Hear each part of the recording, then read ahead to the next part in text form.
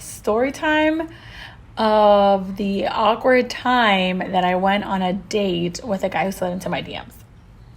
Now, this guy had slid into my DMs several times. He would react to my selfies. He would make certain comments on the things I would wear or the things that we were doing or my family or whatever. Just a couple years ago. And one time he slides into my DMs and he's like, hey, I really want to take you on a date. Like, I want to get to know you. And I'm like, oh, I don't know if I can make time, etc.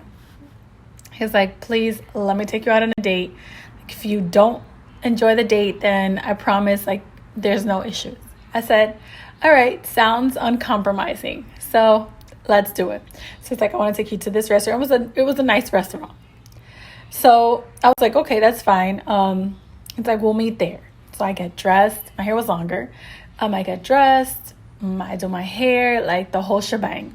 I get really, really nice.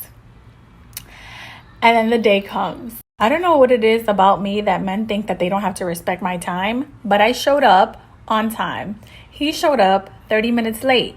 The difference is that he did send me a message and say he was 30 minutes late because he had taken an Uber rather than the train and he was stuck in traffic. So I said, okay, great. So I order my drink at the bar and I'm just hanging out there. And when he finally gets there, then we get seated to our table. The conversation seems to be going great. He asks me about my job. He asks me about my family. I ask him. We start, talking sports and all this stuff. And then he hops into a sex conversation, but not just like hops in. I'm talking about went straight for the kill. And he starts asking me if I eat ass. And I was like, wait, what?